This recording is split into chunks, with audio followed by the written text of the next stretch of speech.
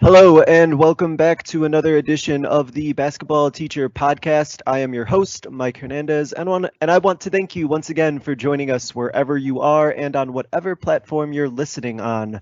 You can also find us on YouTube by searching the Basketball Teacher Podcast. We have a Facebook page and also a Twitter account, all under the same name. Our Twitter handle is at @BBallTeacherPod. Please consider joining, subscribing, or following on any of those platforms so we can continue to grow our community and connect basketball coaches with one another. Today, I am happy to be joined by Coach Nicholas Tyerman, who has multiple job descriptions, with just one of those being a basketball coach. Coach, how are you today? I'm doing great. I appreciate you for having me. Absolutely, and I think the topic that we're going to have today is going to be really applicable for those who maybe have just gotten a new job or who are looking to make some changes in their coaching style. Because our focus for today is going to be on offense, picking an offense, and making sure that you're picking the right offense for your program. So I think that'll be super beneficial for those listening. But before we get into all of that, Coach, let's start with an introduction to yourself and your journey. So can you give us some insight as to your basketball journey, where you've been and where you're currently at right now? Yeah, I kind of have been through the whole gamut in terms of coaching wise for basketball and a bunch of other hats too. So first started out at the junior high level in the Fort Worth area, a district in Crowley in Texas. And I worked my way up started my first year as a B team basketball coach and assistant track. Then I did, junior high football, and then I worked my way up to the athletic coordinator for the whole middle school.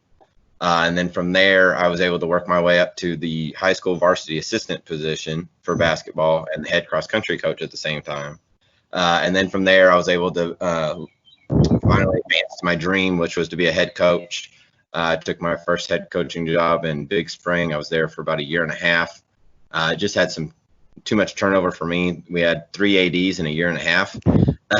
So I wanted to be a little more, a little more secure and even keel type rhythm and flow. And I was able and lucky enough to get the position I have now, to where I'm the athletic director and head boys basketball coach for Onalaska, which is unique because here in Texas, football is normally the thing you hear about with Texas schools. Right. But we're a 3A, which is about middle of the road division in Texas, and we're a 7th through 12th grade campus, and we have no football. So wow. so it's very unique and fun, and so I have a blast with it because I kind of took things that I liked that I saw different athletic directors do that I looked up to, and then I'm friends with, like some of my mentors were Philip Ritchie and Chris Jocelyn. And so I learned a lot from them. And then I also learned just from watching the other people I've worked under of things you don't want to do. I didn't want to be one of those ADs that would be at the girls' volleyball games on their phones or not paying attention at all. And, not knowing what's going on or supporting the kids because they see that. And so, I enjoy it. I mean, it's really as dream of a job as you can get. I mean, I know a lot of people sometimes like the big school atmosphere and want to go up to the big schools and view that as kind of the big time, but it's just, this is as big time as it gets. Like I'm here until they decide they want somebody else because Right. I mean, it doesn't get any better than this. Absolutely. So quite a lot of experiences that you've had coaching multiple sports, working under different athletic directors, and I couldn't agree more with learning from a bunch of different coaches and taking those ideas of the things that you want to implement, and also some things maybe you don't necessarily want to implement in order to create your kind of coaching profile per se. So one of the things I wanted to address before we even got into our topic, because I just think it's personally fascinating, is that you are both an athletic director and a coach at the same time, which some people might see as a little bit of a conflict of interest. So that's why I find this really fascinating. So before we Uh-huh. get into our topic, how is that? How is managing being both an athletic director and a coach? Is there a benefit to having both roles? Are there some challenges that some people might not expect having both those roles?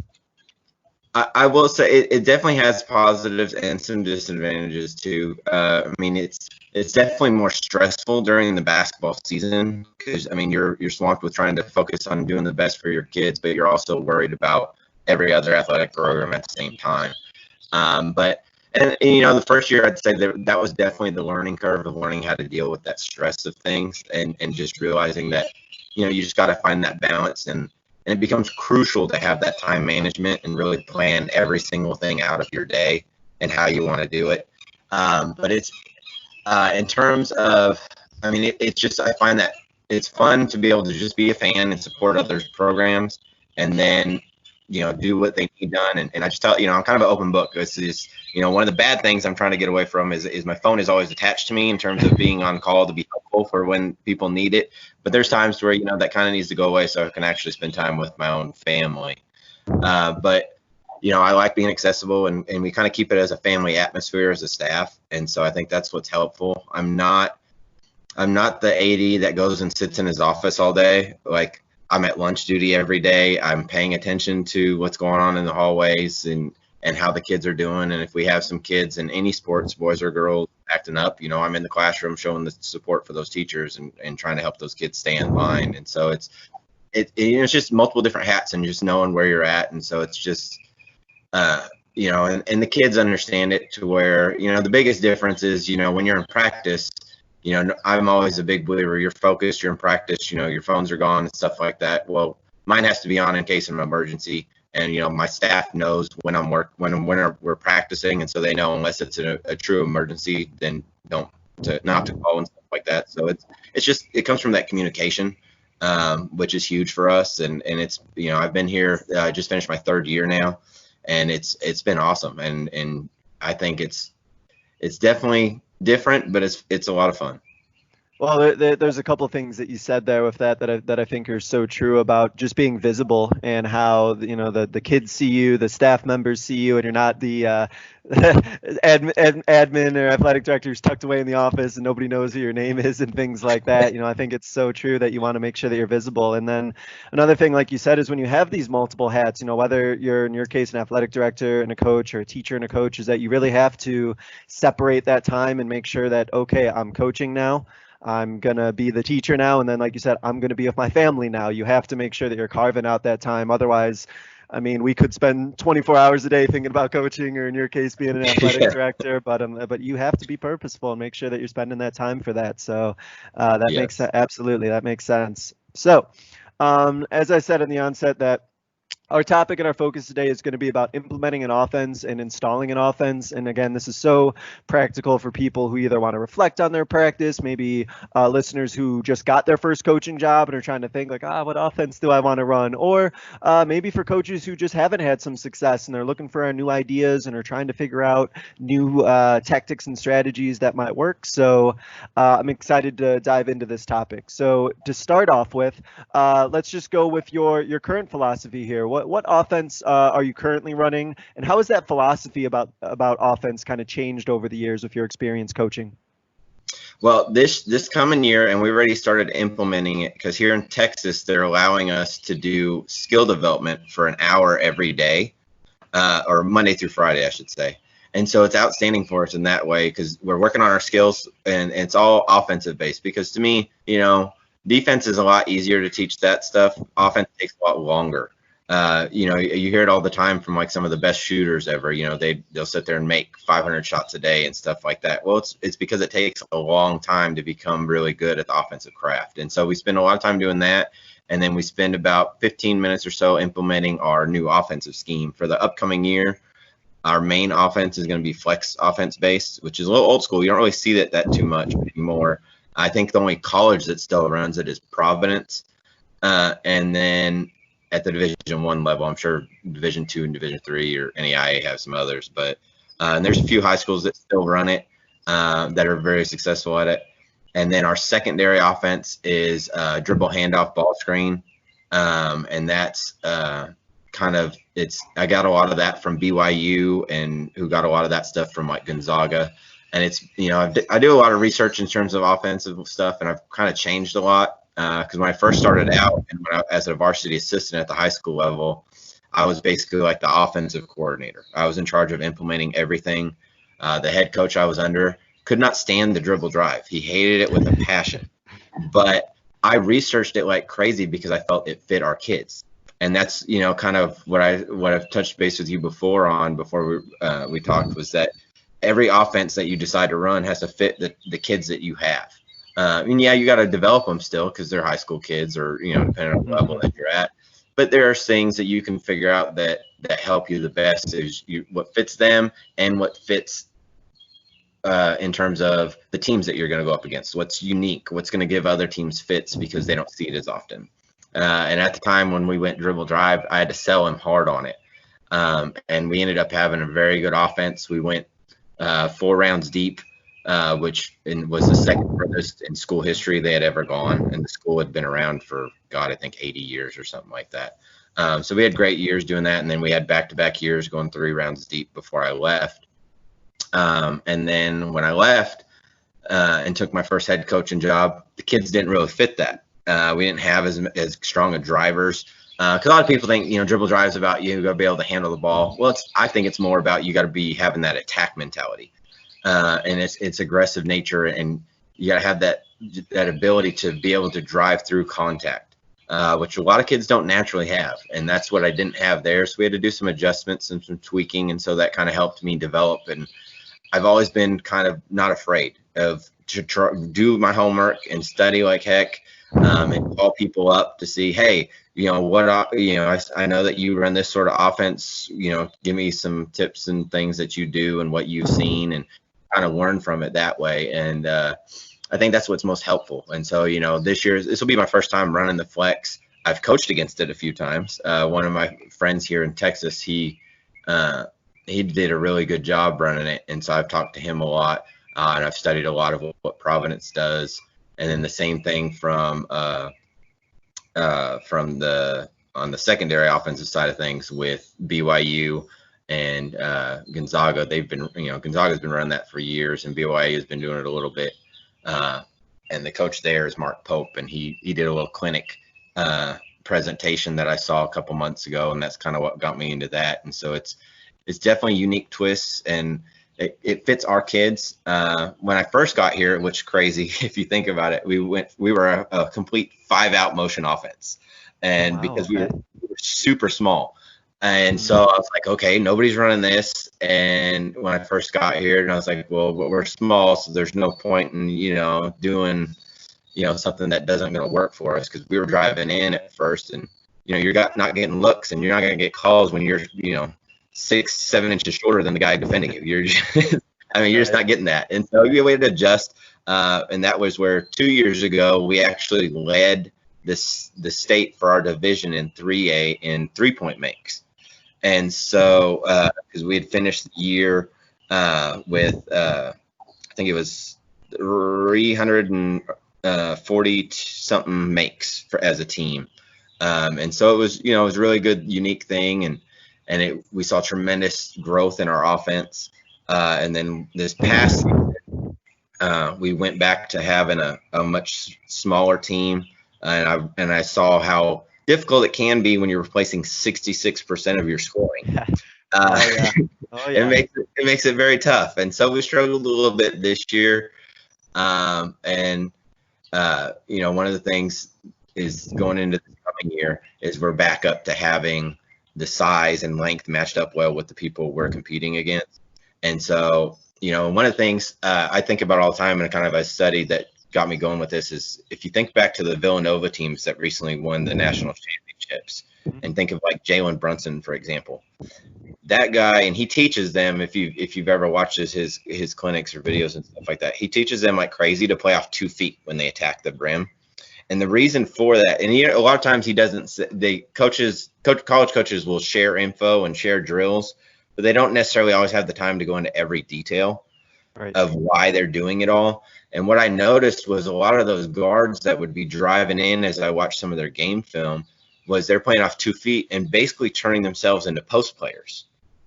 And so that's where it's like, to me, I got the idea with the flex offense was you can find those height disadvantages. Maybe you're smaller in the post, but maybe your guards are bigger. And that's where I feel we're at this year. And so with the flex being so open to where everybody's playing every spot and your flex cutting in to be able to post up, it gives us that ability to work on those things. And so one of the things we're teaching, and people think I'm crazy on this, is we've actually been working a lot in our skill development on the hook shot and then the counters off the hook shot. And that's not something that's taught.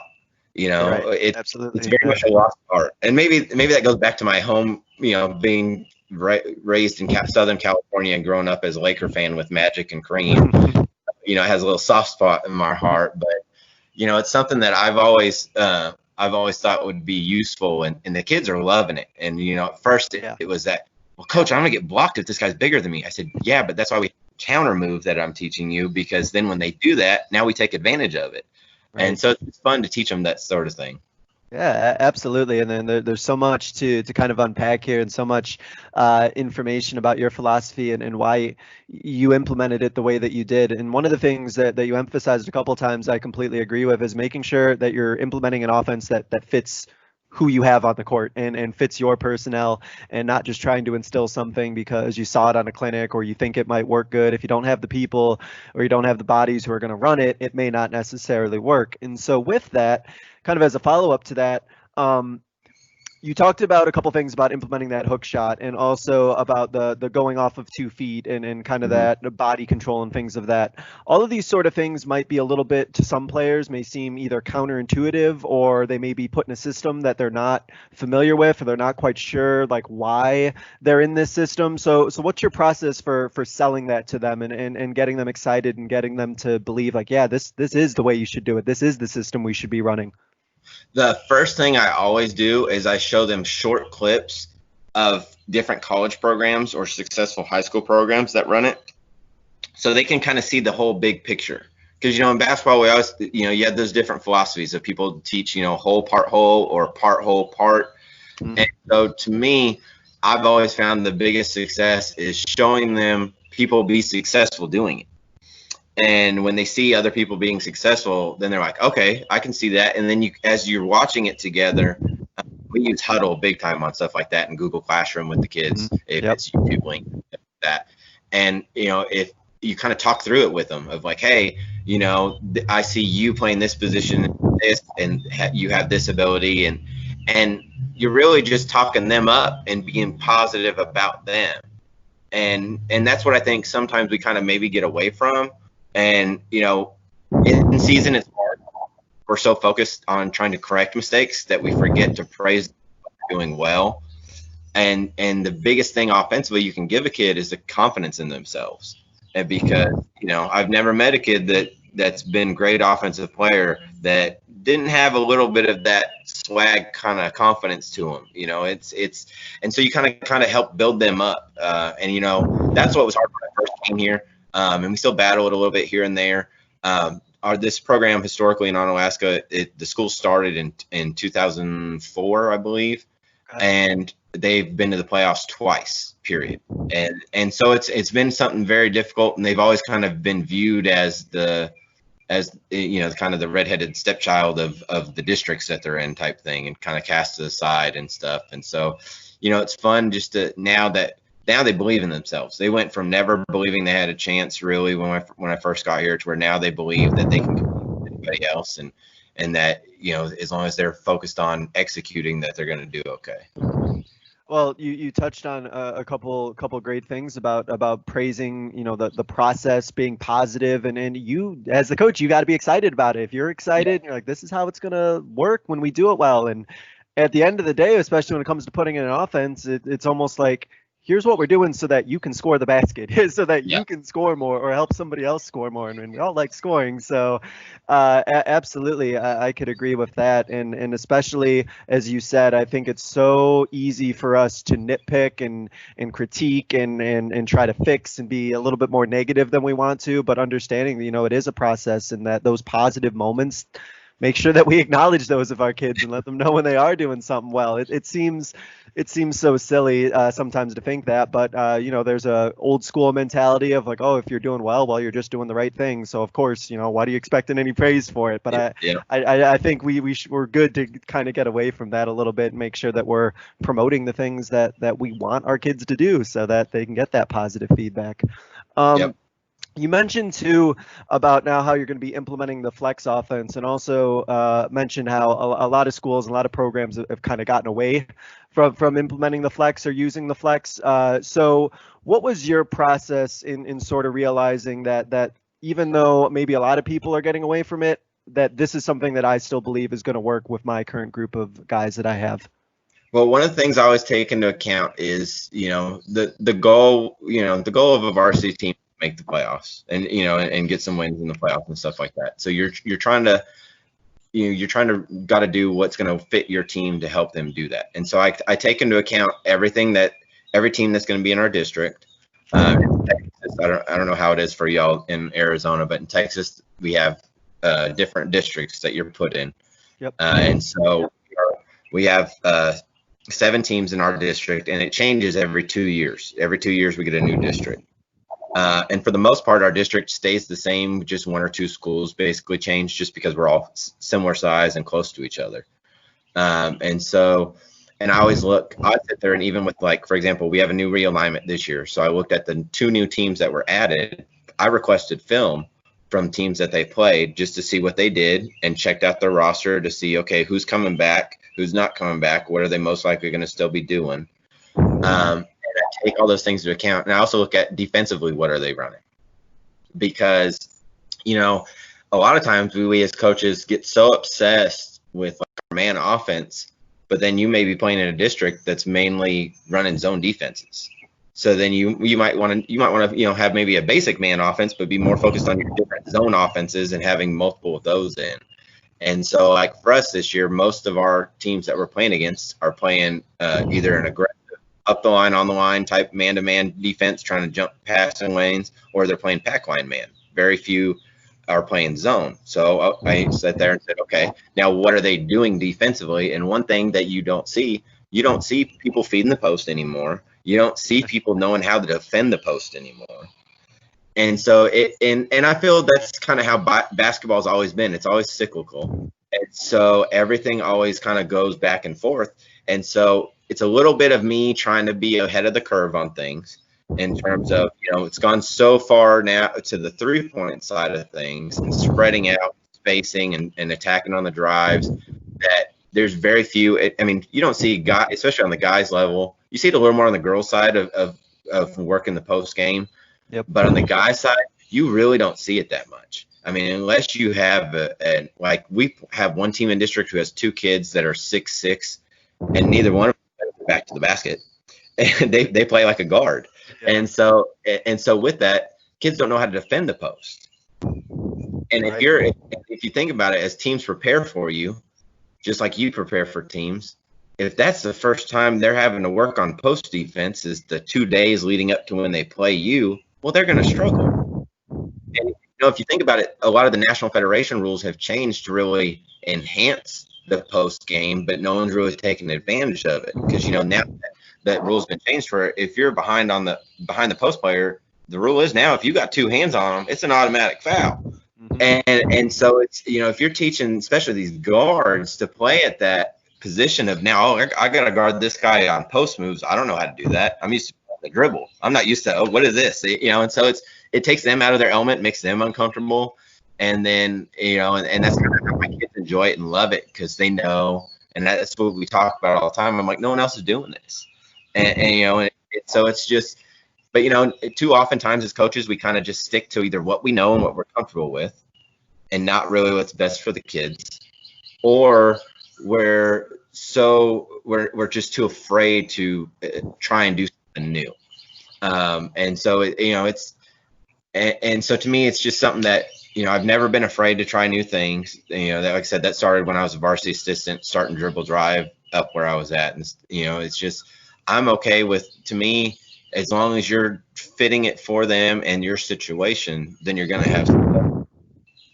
Well, I absolutely agree with the idea of having to just constantly be wanting to learn, and constantly wanting to learn new ideas, and not being stuck in your own ways. As an English teacher myself, I can't teach the same way every year throughout my teaching career. I have to grow as a professional. I have to grow as an educator, and we owe it to our kids to make sure that we're growing and we're working on our craft, and we're trying to learn and implement new strategies that are going to best serve them. So I want to I want to get into a little bit with the flex in terms of feeding the post, because I can Okay. imagine some people are hearing this and they're like, how in the world am I ever going to get somebody to play if they're back to the basket? How am I ever going to teach those skills? You know, we got kids who are 6'5" and all they've been doing is shooting from 40 feet and have never had their back to the basket. So what do you find yourself like you're starting from scratch with how to even post up with some players? Like what's the Yeah. process for kind of just building, I guess, the post player in your flex offense?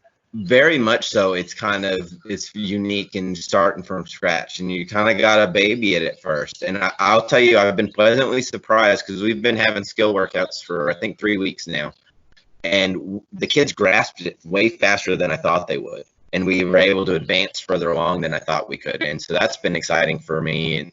And so we literally started with that flex cut coming off that baseline. They're coming across the lane. Then we got to work on feeding that pass in, and really you're teaching the kids where to pass. And right now we're kind of doing everything, since we can't use a defender right now by our state's guidelines. It's just all no defense. And so right now I'm teaching them, okay, you want to lead them if the defender's on this side of them, lead them to the opposite side of where they're at. That way they can go right into their post move. And the first one we're teaching them is just a basic pivot hook shot.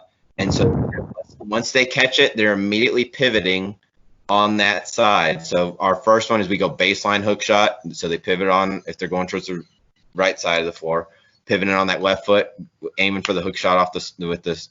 We always tell them to aim for the small corner of the small square, the top right corner of the small square.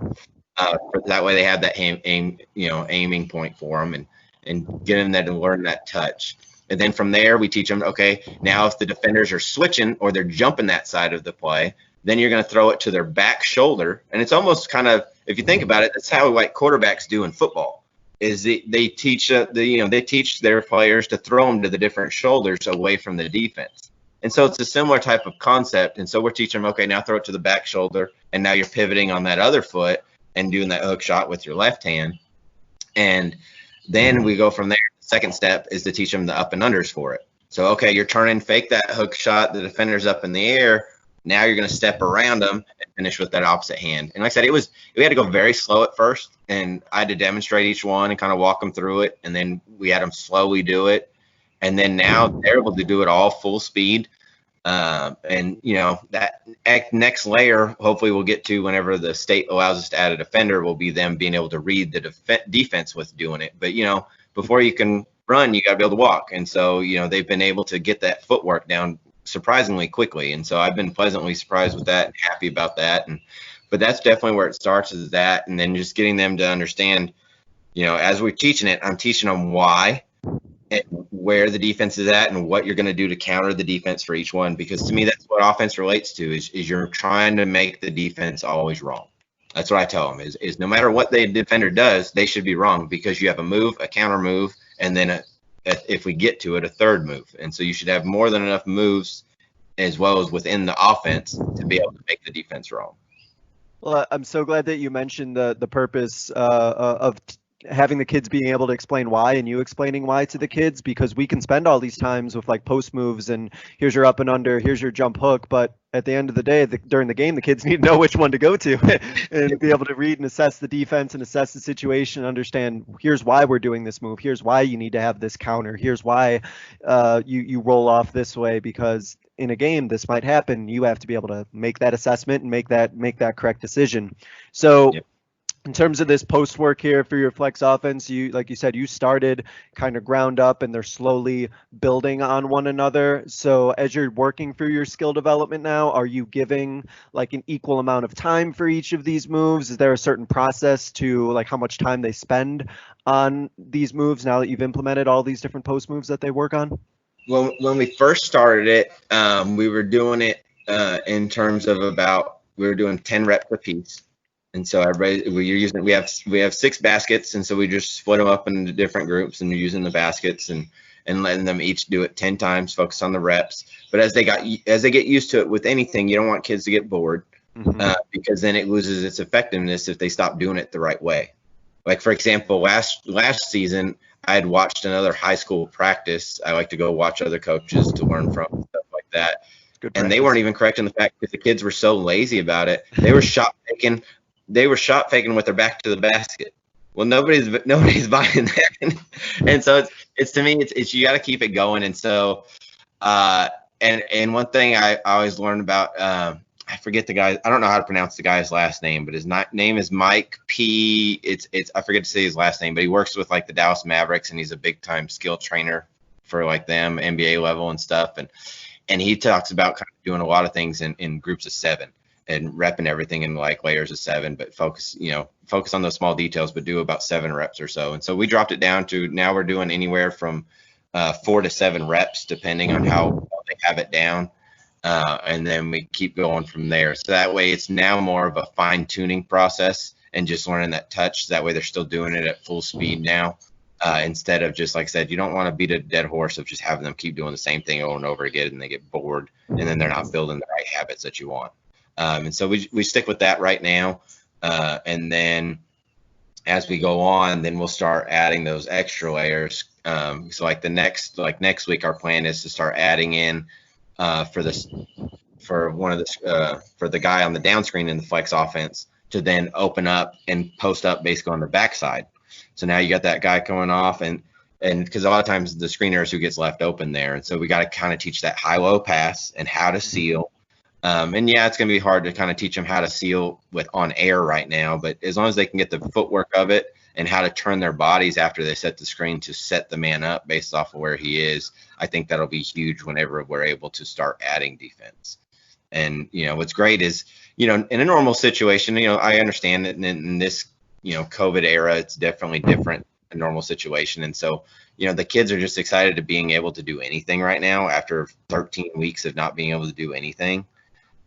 Is what we had here. And so they're still okay with doing everything on air and they're still not, they're not mad about it as much as what they would be because they know it's not out of our control. We got to wait for things to happen and they're just, enjoying the game and being able to start working on things again. Right. Absolutely. And a couple things that you brought up about the variations so that they're not getting bored and making it, if possible, also making it competitive. But at the same time, something you mentioned that is really, really important to me is these things being done at full speed. And that if you're going to correct mistakes that players are making, you got to correct those mistakes at full speed. A player making a mistake at half speed isn't a thing that, I don't know about you, but like I can't correct that because it's not how they're going to be doing it in a game. So if they're going to make those mistakes, please make them at full speed because then that's something, okay, this is what it would look like in a game. So let's fix it because you'll obviously be going full speed at a game. So the other part I wanted to get to within your offense before we talk a little bit more in a general sense is you did also mention about your secondary offense being the dribble drive, and now you said you did a little bit of research into that. What was some research that you sort of went into and made you think that like a dribble drive might be an effective secondary offense to get into? In Texas, we have a state clinic, and I think a lot of states do that. We have a basketball coaches association, and they have a state clinic every year. This year it had to be virtual because of everything. And Mark, who's the head coach at BYU, did a presentation on their offense. For you, I looked at it as like, okay, you're talking about a Division I school. Who most of the time, my thought process for the high school boys game is that actually more of the Division I women's offenses kind of fit more for the high school level boys. Then, because a lot of times if you're looking at like teams like Duke and stuff like that, like most high school teams don't have kids like that. So you can't run, and that's where I think we kind of get in the bad setup as coaches. We think, oh, well, that looks good. Well, you don't have those kids. And so, you got to fit what fits your kids. And so, but for, and I steal a ton of stuff from like UConn, Oregon's women, stuff like that, Baylor women. But like, for me, like BYU kind of makes sense because if you think about it, for the most part, they're not getting stud athletes or they get some highly skilled basketball players. I don't mean to demean them in any way, shape, or form, but their skill level and their recruitment level is vastly different than what you see at those top level D1s. But they still got to compete with those teams, and they do well for the most part. And like he had said, he had gotten it from Gonzaga. Talk about somebody who doesn't get those types of kids, but still competes at the top level every year. you got them. And so it was something that I was like, okay, so that got me bought in right away to kind of look into what they were running. And then I saw how they were using it and how they were using their skills of being able to shoot. And I have a lot of guards who can shoot really well. We focus on it. We make sure we shoot a ton of threes every day since I've been here. We're really good at that. And so it kind of fit in terms of, okay, one of the top coaches in the state of Texas in terms of pack line man defense, in my opinion, at the high school level. His name is J.D. and he coaches at College Station High School, which is a very big school compared to us. And what he does, and you know, we were talking, we played last year for the first time ever, because I'm not afraid to play anybody. I'm more of I want my kids to get experience and play the toughest teams so we can get ready. And so, you know, they're a 5A, we're a 3A. We played last year, and he beat us decently, like they should. But what was good about it was one of the things we were running at the time wasn't full dribble handoff ball screen, side ball screen, but we had an action of a dribble handoff into a ball screen. And he had mentioned after we had got done playing that that's one of the toughest actions for his kids to guard. And so that always kind of stuck out to me. And that was first week in November last year that he had said that. And it was just stuck in my head. And then when I saw this BYU offense it's strictly that. It is it's dribble handoff into a side ball screen, and it's just nonstop. It's a continuity. And so it's simple for kids to learn. So that's the second phase. And to me, your secondary offense should be something completely different action-wise from your primary offense. Right. And so like our primary offense with being the flex, well, that's more passing oriented and screen oriented. Well, this one's more attacking and getting the handoffs and using that ball screen. And so we're working on that a lot. And so I thought it fit us well just to have that counterpunch of, okay, they're starting to get lulled to sleep and they're starting to starting to get the action down to the flex. Okay, let's hit them with this to keep them off balance and kind of spread them back out. And with that, you kind of think about people talk about using the ball screen a lot, but they're more using ball screen in terms of using to release their guard. Normally they have a quick, really good guard that they're trying to get to the rack really quickly. Well, our example, what we're wanting to do is we're really wanting to hit that roll man if he's open, or being able to kick it for a three. And with that, a lot of the ball screens, they're not taught the different passes to use off the ball screen and why and when. And so that goes back to, teaching them why and when to use things. And so, what's big in the NBA game you see a lot now, and at a lot of the Division I level now, you're seeing that pocket pass being made on the pick and roll game. And no one teaches it really that I've seen at the high school level to kids and why they need to use it. And the reason people started doing that was because those hedges created that gap to where you can quickly get that pass in between the two defenders to be able to hit them. And when I explained that to the kids, they were like, oh my God, that makes so much sense. And they're like, okay. And so I said, so it makes it to where they have to stop hedging, because if they don't stop hedging, then that's going to be open the whole time. I said, there's other adjustments they can do, but that's okay too. And so, it has the different actions. And so it's, I thought it fit our kids really well, because you got to have a high basketball IQ, which I believe we've developed and have.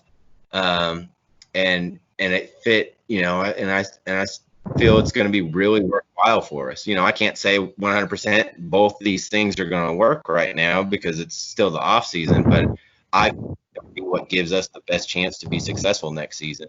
And, like I said, the kids are excited about it. And like I said, when they saw those clips of seeing those teams doing really well at the college level against really big time programs, it gets them excited, because they're like, oh man, we're running stuff like the big time programs do, and it creates that enthusiasm for them and stuff.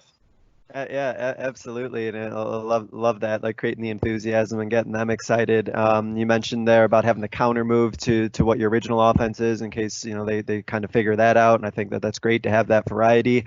And something that touched with me and resonated with me personally is making sure that the system that you're implementing, you understand the players that you have, in the sense that as a women's basketball coach myself, I could go watch UConn women and be like, oh wow, I can look how great this is, I can run this. Well, I love my girls, but I don't exactly have the UConn's women basketball team that I coach. But and I think that's so true that you brought that up.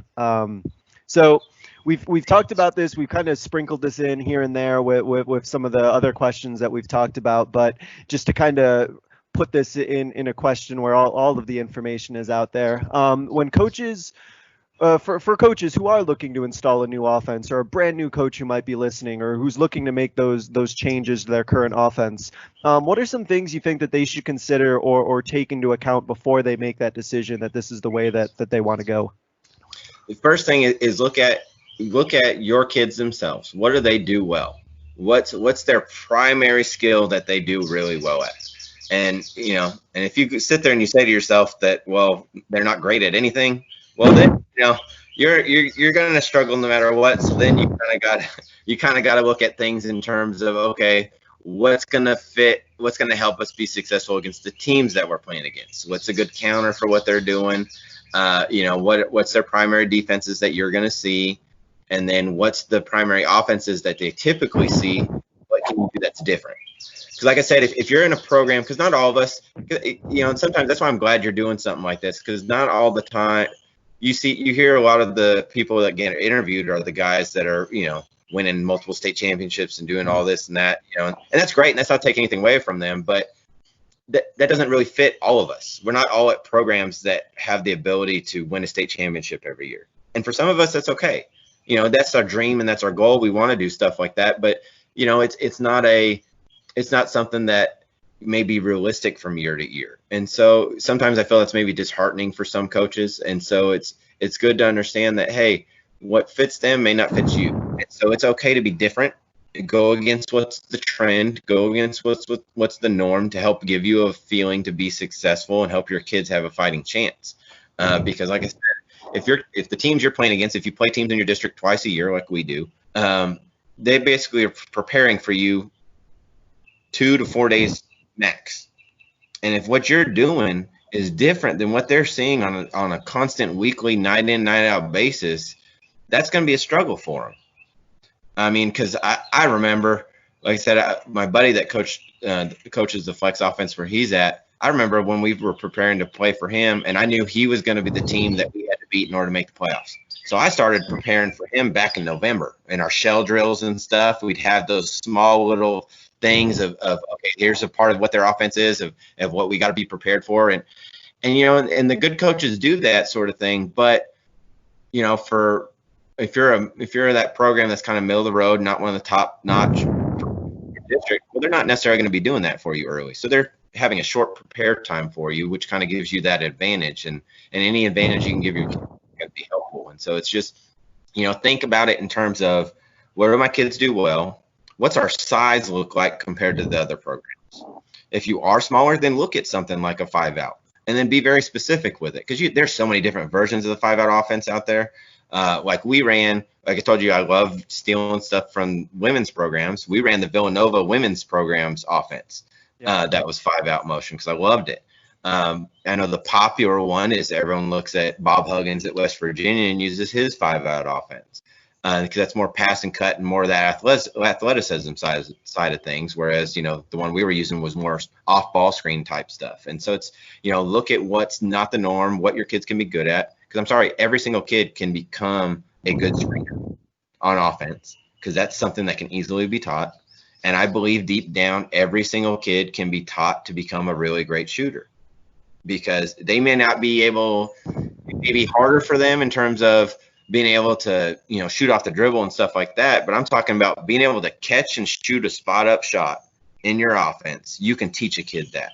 And if they're willing to put in that work, they can develop into that without a shadow of a doubt. I mean, I saw one of the kids I coached that stands out to me still to this day. It's been about 7 years now. He was the slowest kid I've ever seen.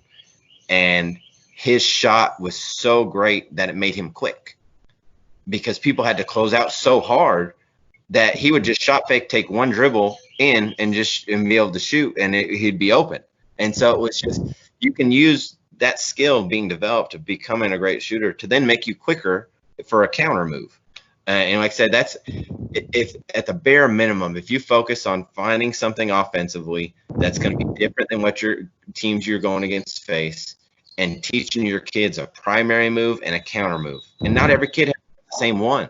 It can be different for each one based off of what they're good at.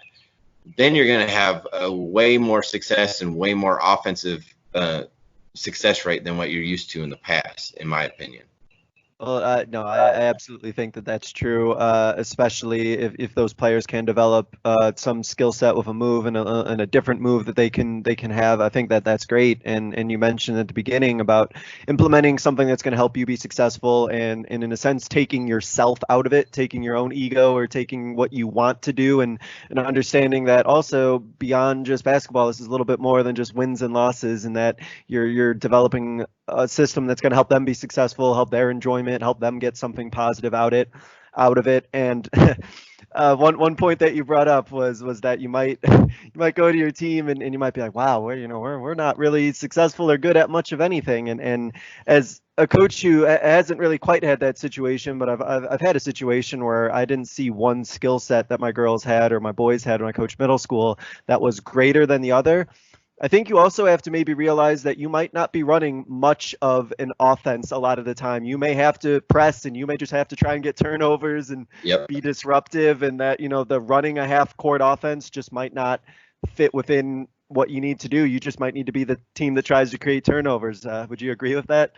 Oh yeah, absolutely. Like 2 years ago, our offensive scheme was not much. Yeah, we were 5 out and using that, but a lot of it was, and the reason we were shooting a lot of threes was because we were smaller and we weren't as quick as the guys guarding us. And so we needed to, and teams we were playing were a lot more athletic. And so they were trapping and gambling. So it was more of a shoot it before you turn over type mentality. Yeah. And so, there are different things out there that you can do to help you be successful, but you just got to take like you said, take your ego out of it and be willing to try things to help them be successful. Right. And like I said, if you have not one thing or two things that you feel that your kids aren't really good at, if you just focus on the skills that you're passionate about teaching, that you're good at teaching, then they can become good at it. And you just got to teach them to stick with it no matter what and not get frustrated with it, because it pays off. I mean, we still have kids today that we have to get to, like when we're in shooting drills, they'll miss 3 or 4 in a row and they start getting mad at themselves. I'm like, relax. Like, you're not going, the best players in the world don't make shots. I mean, if you think about it, from shooting from 3 and stuff like that. I mean, you look at NBA level, I mean, those guys are still shooting in the 40s. So they're missing more than half their shots. And so it's, you got to get them to be okay with that and understand that and being able to learn from that and being able to keep focusing on that skill. Absolutely right, and again, promoting the positivity, promoting the process, and everything like that, I think is great. So, when it comes to implementing that offense, and it comes to that coach who's like, all right, this is the system that works. This is what we're going to do. We're going to run that flex. We're going to run that dribble drive. Run that 5 out. Whatever the case may be. There's always going to be some skill, if not multiple skills, that all of a sudden you get on the practice floor and you're like, wait, that doesn't look right, or this isn't looking correct. For your coaching experience, what are some common mistakes or some areas that you think are undertaught or underdeveloped on the offensive end? Well, for sure, I think the biggest thing is teaching them how to use the shot fake. That's very much undertaught, and it's very much undertaught in the way of not only executing the shot fake itself, but what to do afterwards. Like you hear people all the time, oh, use your shot fake. Well, then what? You tell them what to do. Like, they don't have a clue what that means.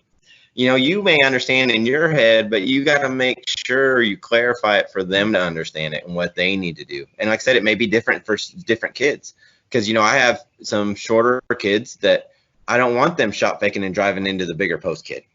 I may want them to learn the move of shot fake and take that slide dribble, so that way they create space to the side to where they're more open that way because the guy's going by. And for other kids, it may be shot fake and drive by the guy and go into the post player or create that action. And so it's definitely much in terms of the footwork part of the game is huge. It's definitely not taught as much as it should be. People want to skip over it. They're like, oh, just pivot. Well, how oftentimes do you break it down in terms of what, and then also breaking it down in terms of why they're pivoting? What are they pivoting away from? Like, I remember one thing that we've struggled with in the past is when we're getting trapped in terms of being able to pivot and create those angles. And one of the things that I had to show them physically, and they didn't, because they weren't getting it. There is a way, the guy that's closest to you in that trap, pivot with you have your pivot, the one closest to him, and pivot your back onto him. That creates so much space that people don't think about. Everyone's like, oh, just step through the trap or do that. Yeah, that's great. But that's a whole other thing. You're taking the trap completely away when you do that. Then you can, you use that foot, the guy that's closest to you, and you take that back pivot and put your back on his. Well, now he's in a compromised position, and now you have a great passing angle to your teammates that should be running to that angle to be able to have that. And so it's just, like I said, it's big on, it keeps coming back to the same thing of being big on the why you're teaching the basic stuff. And to me, it's that footwork and those counter moves and teaching them why and when to execute it. And then showing them on film. I mean, film is huge. I mean, to me, it's so accessible nowadays. If your program doesn't have a ton of money and you can't afford the big budget things like Huddle and all that other stuff, well, then use YouTube. You can create a private account on YouTube and use YouTube and upload your film on there and share it with your kids.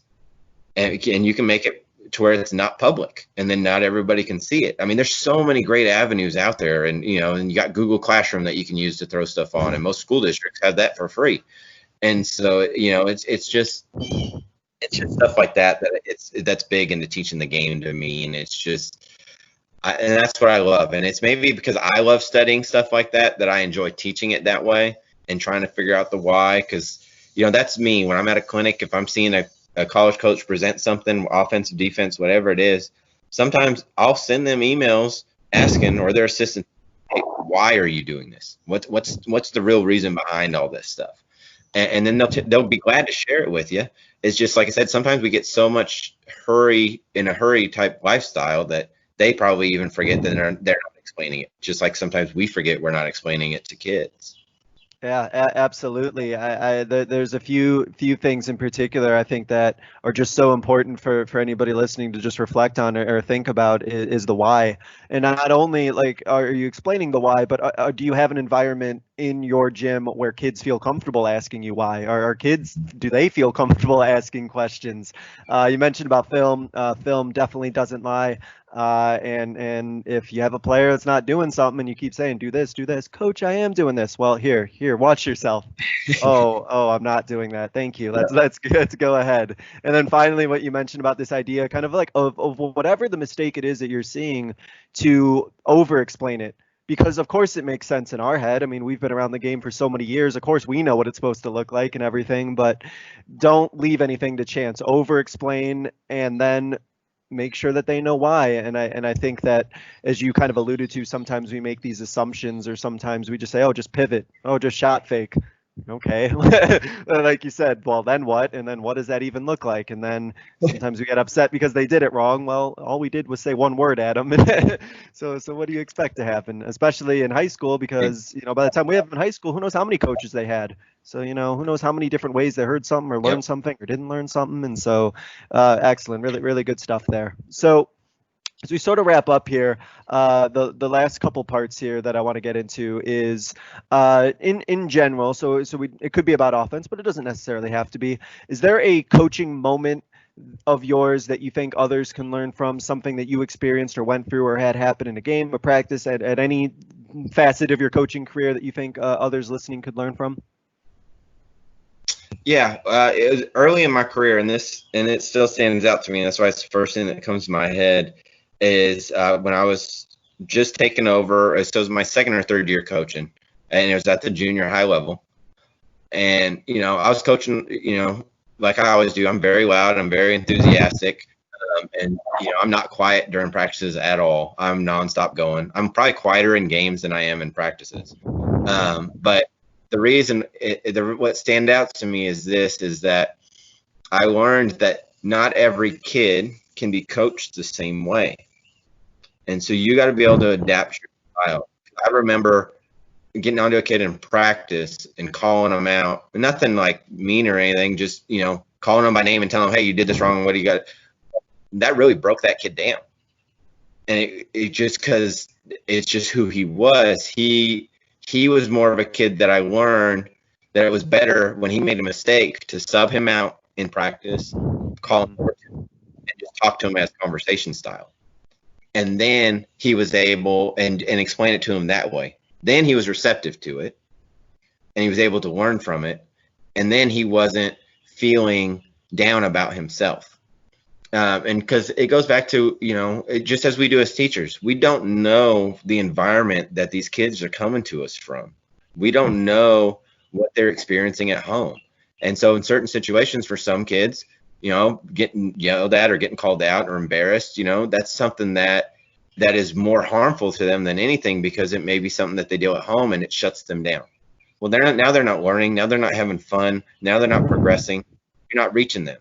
And if our goal is ultimately to reach these kids, to help them become the best young men or young women that we can, then in order to do that, we have to be willing to adjust and show them that we understand we got to do things differently for different people. And I understand, some people may look at that as, oh, that's soft, or you're setting the kid up for failure. No, kids, man, especially when I was at the junior high level, they're kids, and they're still kids as they're going through high school. And so you got to adjust based off of their development level, where they're at mentally and what they're going through. And then you can reach them to teach them how to handle that adversity as they're going through life. Of, okay, when someone does this to you, don't just shut down and start doubting yourself. Learn to just not listen to how it's being said, but listen to what's being said.